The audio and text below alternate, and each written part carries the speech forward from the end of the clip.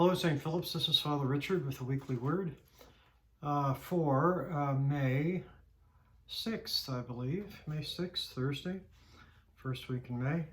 Mother's Day is coming up this Sunday. We have a special gift for all the mothers in our congregation and for everyone who wants to honor their mother and or remember their mother. So we'll be looking for that. We are gathering again for in-person worship on Sunday mornings at 9:30. This is an evolving process, as I have mentioned many times. Beginning this Sunday, books of common prayer and hymnals will be back in the pew racks. So be looking for that. Also, we will stop wrapping the host, the wafers, in baggies, if you will, small baggies. We'll just be, we'll make sure that I'm cleaned with hygienic stuff. I can't think of the word, but antibacterial lotion anyway.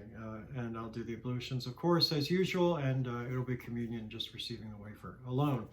Hopefully, in a few months, we can receive chalice and wafer. Or maybe less time than that, I don't know.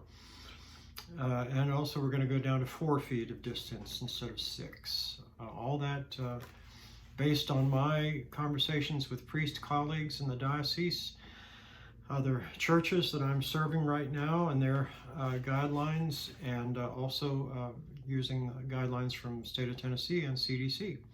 So things are opening up, and we will also be having coffee hour every Sunday indoors in Langford Hall, in the gym, where Second Harvest Food Bank operates during the week.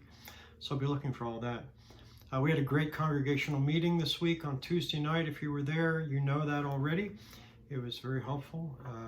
You can, there will be a report sent around probably with the highlights on that at some point. It's part of our Thrive project with Belmont University.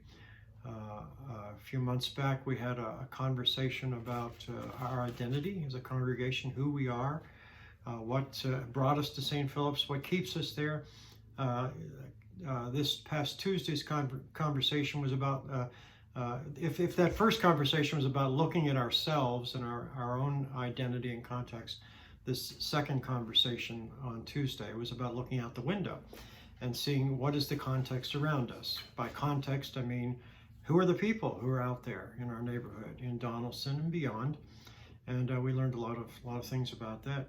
And we also considered together, what are the things that we bring to the table as a congregation? What gifts, what talents, what abilities, what resources do we have as a church to meet the needs and to reach out to the neighborhood around us?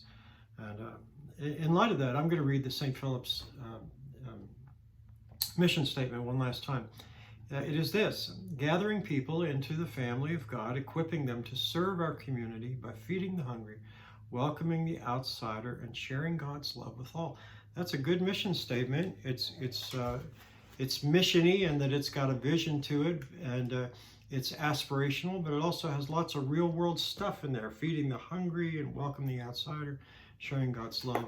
We've got to have a balance of those two things.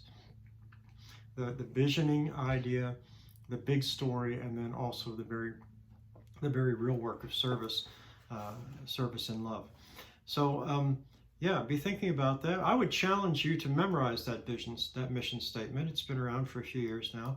I need to work on that and make sure I will set myself a challenge to memorize that by next Thursday.